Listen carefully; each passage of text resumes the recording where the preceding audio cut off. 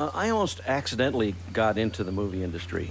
I wasn't really a movie buff, and I was really mostly an artist and an engineer, and I was passionate about space and science fiction. Well, my first experience working in the movie industry was as an illustrator for the company Graphic Films, which mainly produced demo films for NASA. I worked on the Cinerama 360 dome screen movie To the Moon and Beyond for the New York World's Fair, which was like a planetarium with a movie instead of the sky.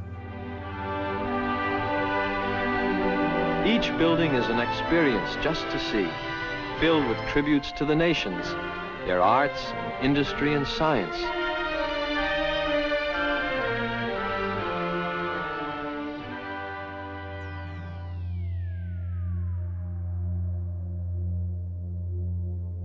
This movie was seen by Stanley Kubrick and Arthur C. Clarke, and it confirmed their belief that they could make what Stanley called the first good science fiction movie.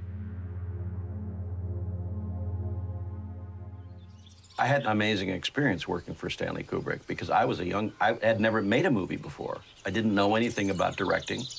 I knew almost nothing about production. I'd never been on a set.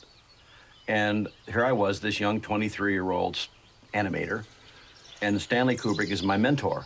He's teaching me about movies. And we began forming this intimate trust because I kept solving problems for him. Maybe I was solving problems because I was a clean slate. I had no objective, I had no pattern, I wasn't stuck in any particular form. And so I could think as he was thinking, telling me, Doug, do something that no one's ever done before. That's what I want. If everybody does it that way, I want you to do it that way. I said, okay, I get it. The sense of adventure that comes with exploring the unknown is what really gets me excited.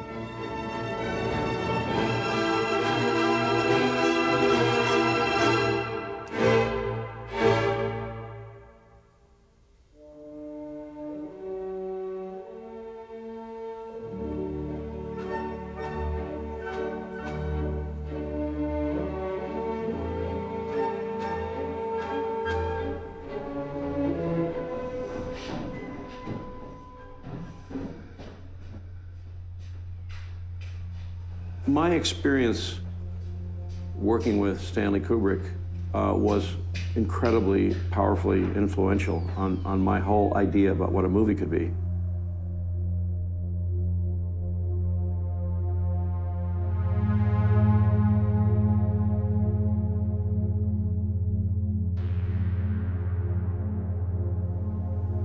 I wasn't a director at the time. I was a young learner, special effects guy working for him. And what I saw happening with him was that he started changing his cinematic language.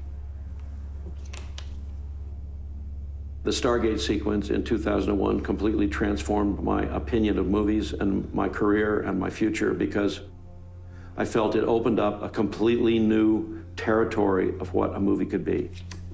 And I've been trying to pursue that ever since.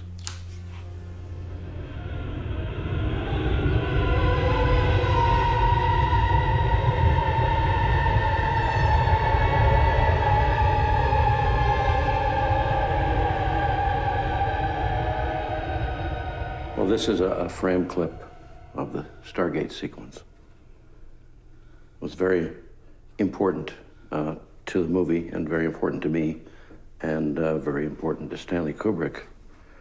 And the idea was that the Stargate represented the transition through space and time to another dimension. And so Keir Delay starts out shaking.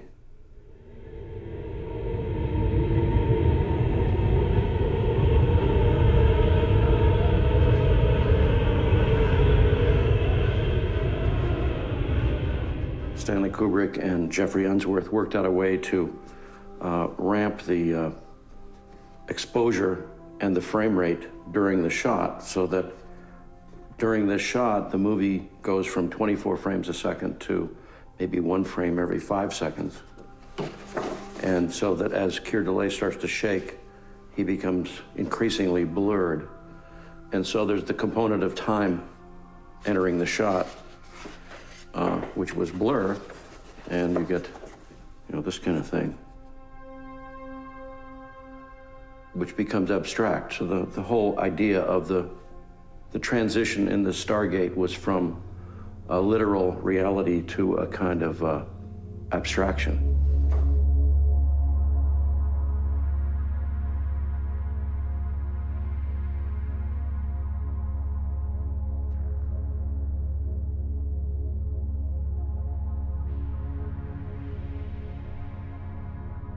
As a filmmaker, I've been hunting all my life for how to get back to exploring this kind of immersive cinematic spectacle that Kubrick was developing for 2001.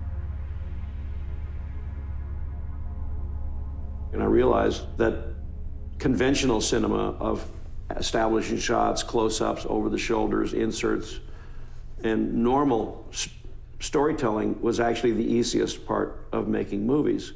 The hardest part was going into other territory and creating something on the screen that has never been seen before or experienced before in real life. So that's been my quest for all these years.